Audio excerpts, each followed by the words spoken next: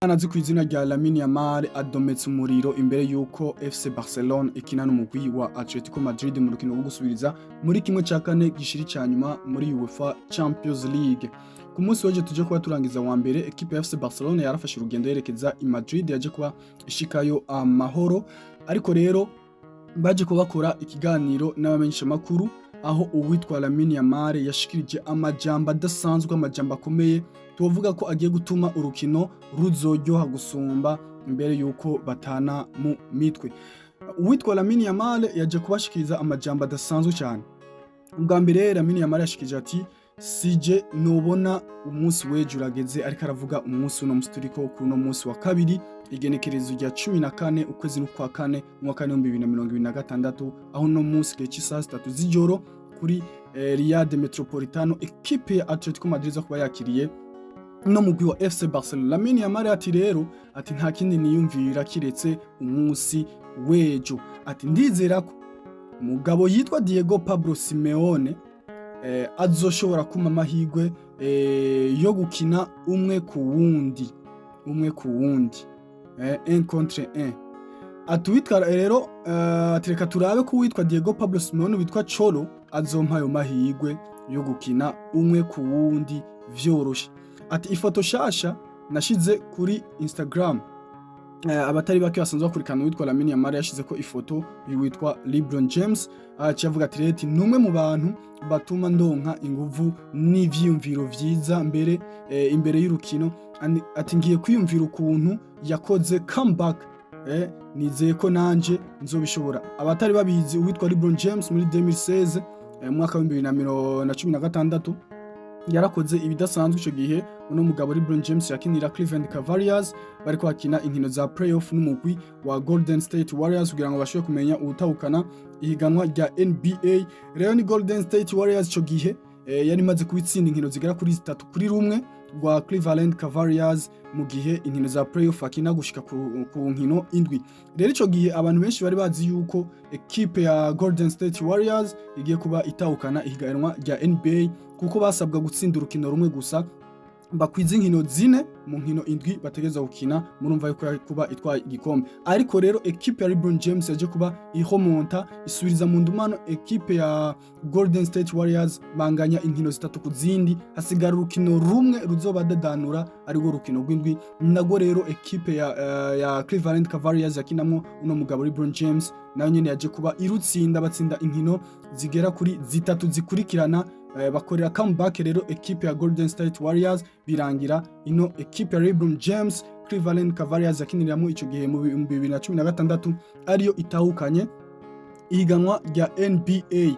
Rero ni nayo foto rero, ni nayo mpamvu uwitwa Lamine Yamal yacashira ku ifoto kuri profile yiwe ya Instagram, ifoto y'uno mugabo azwi kw'izina rya LeBron James. Ni nayo mpamvu rero namugarutse ko no muri interview chance mu kiganiro yahaye abanyamakuru bari kumwe n'uno mugabo w'umumenyereza wari we Dietance Flick, nawe turaza kuba ducamo turaba ivyo yashikirije ndetse no ku ruhande rw'uwitwa Pablo Simon ndetse na Koke Kizigenza w'uno mugwi wa Atletico Madrid. Aha rero ni Lamine Yamal yariko arasigura impamvu yashize umugabo yitwa LeBron James kuri stati yiwe ya Instagram, kuri profile yiwe ya Instagram. Arabandanya kandi witwa Lamine Yamal ati sinifuza ko twosubira inyuma twakoze remontada. Ati nivyo, ati ntibiva kuri jewe gusa, atariko ntivyombuza kuba ari jewe ndabigizemo uruhara runini cyane. Murumva ko umwana yitwa Lamine Yamal yiyumvamo motivation idasanzwe imbere yuko bakina n'umugwi wa Atletico Madrid. Ati ndafise amahirwe akomeye yo gukinira Barca, ati ndi kumwe n'abakinyi bakomeye cyane.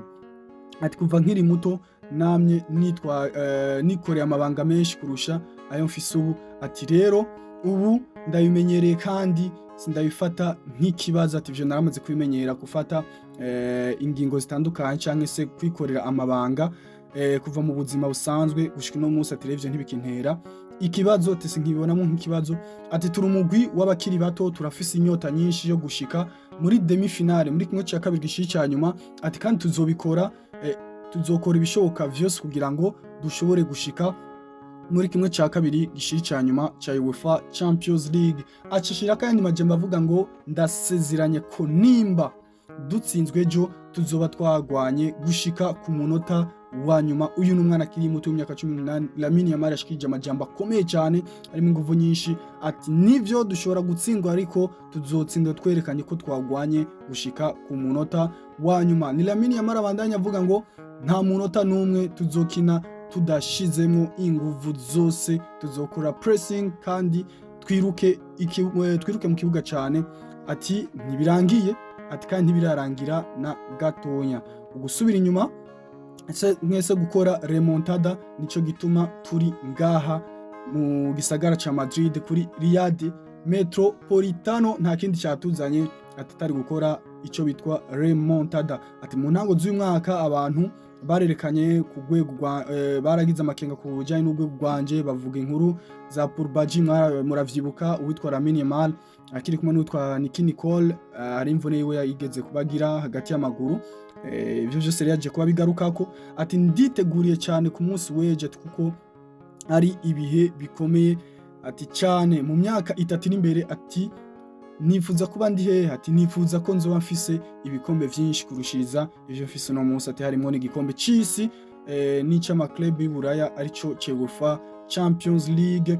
Uwitwa Lamine Yamal kandi yagarutse ku mugabo yitwa Neymar Junior, aho bavuga yuko baberetse na video ya 2016 umugwi wa FC Barcelona ukora comeback chance remontada. Uno mugwi wa Paris Saint-Germain muravyuka mwese kuri muri 2016 aho umugwi wa Paris Saint-Germain wari watsinze umugwi wa FC Barcelona ibitsindo bine kuri kimwe, ariko biza kuba birangira umugwi wa FC Barcelona ukoreye ico bitwa remontada uno mugwi wa Paris Saint-Germain ku bitsindo bigera kuri 6 kuri kimwe, gutyo basezerera uno mugwi wa Paris Saint-Germain. Ati rero tinarihweje cyane umugabo yitwa Neymar Junior.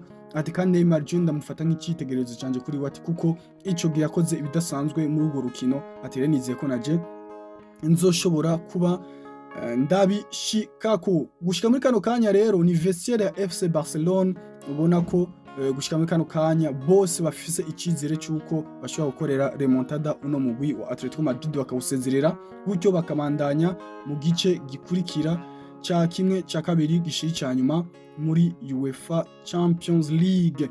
Ku rundi ruhande ku mugabo yitwa Dieter Flick nawe nyene yaje kubashikiriza amajambo adasanzwe mu kiganiro n'abanyamakuru. Turaza kuba tuyacamwo ndetse no kwa Diego Simeone turaza kuba turavye yashikirije hamwe n'umugabo yitwa Koke uno kizigenza wa Atletico Madrid.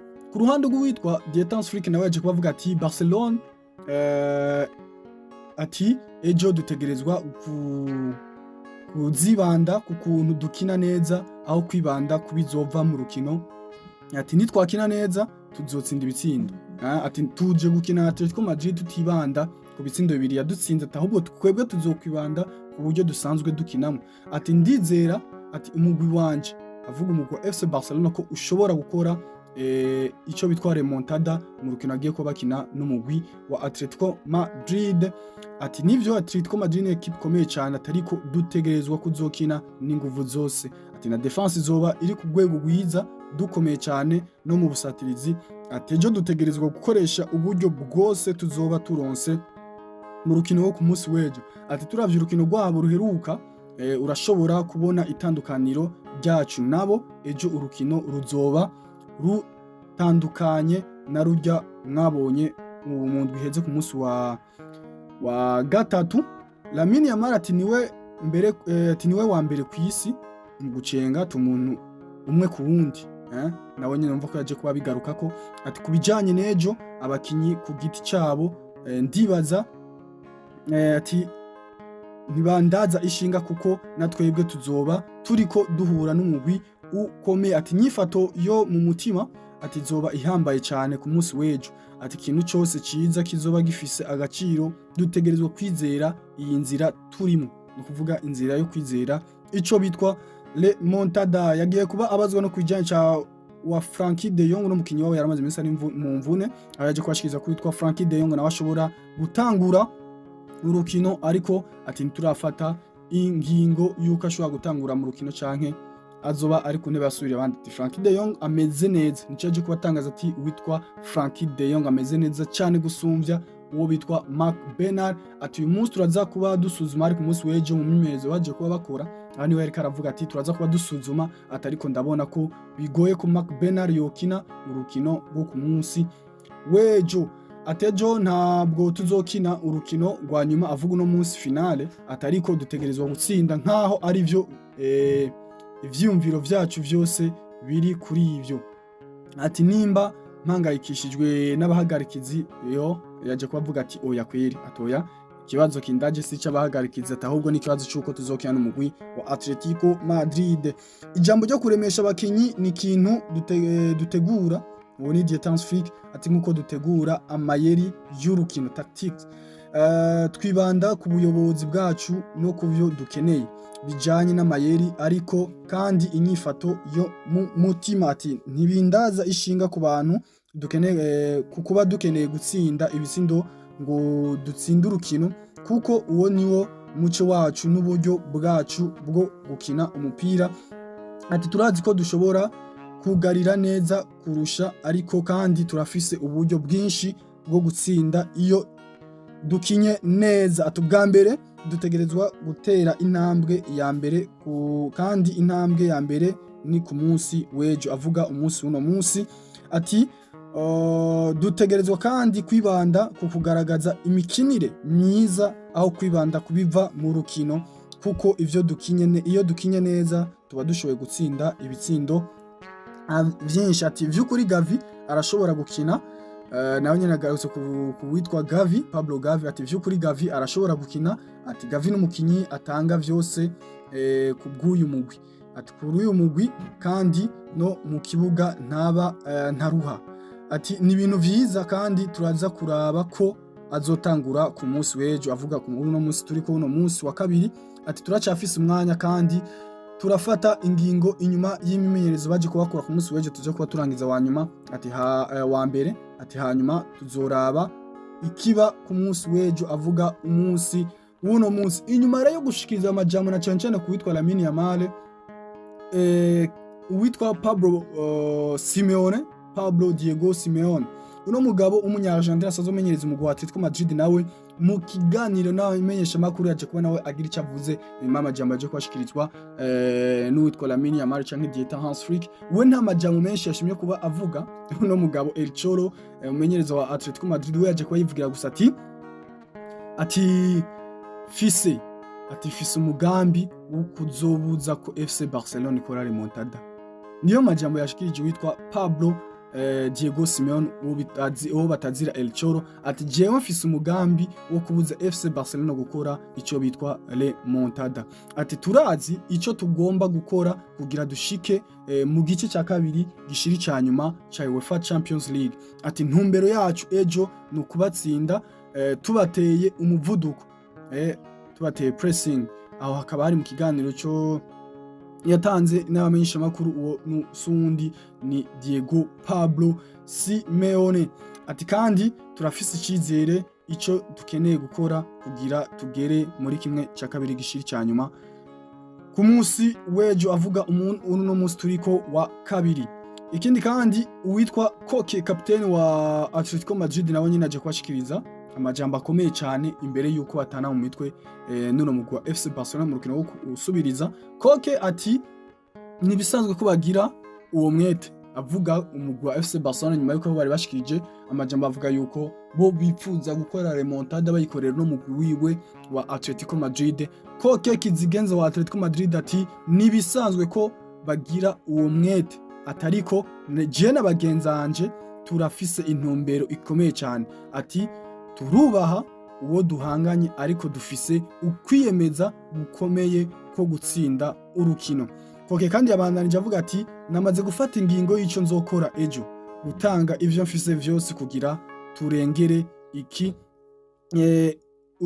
cicaro turimo ni kuvuga ca kimwe ca kane gishiri cyanyuma kugira ngo bashike kubashika muri kimwe ca kabiri gishiri cyanyuma ca UEFA Champions League. Murumva ko n'amajambo adasanzwe aje kwashikiriza impande zose aba ku ruhande rwa Lamine Yamal, rwa Dietance Flick, Diego Pablo Simeone ndetse no kizigenza wa Atletico Madrid ariwe Koke. Mbega biraza kuba biherera hehe no kurindira ico iminota igera kuri 90 itubikiye kuri Riyad Air Metropolitano hagati y'umugwi wa FC Barcelona ndetse na Atletico Madrid mu rukino rwo gusubiriza ni igihe cy'isaha zitatu uno munsi wa kabiri mwijoro igihe cy'isaha zitatu baza kuba bambikanye kuri Riyad Air Metropolitano kino kibuga cy'umugwi wa Atletico Madrid. Bega FC Barcelona akora remontada tubize ku rukino rwa mbere umugwi wa Atletico Madrid wari watsinze equipe ya FC Barcelona ibitsindo bigera kuri 2-0. Ni equipe ya FC Barcelona igiye gukina irondera cyane ibitsindo 2 kugira ngo niburi bashobore kuba baje muri prolongation, ariko bidakunze murumva ko equipe ya Atletico Madrid izo bisezereye equipe ya FC Barcelona. Ninda ari burengane,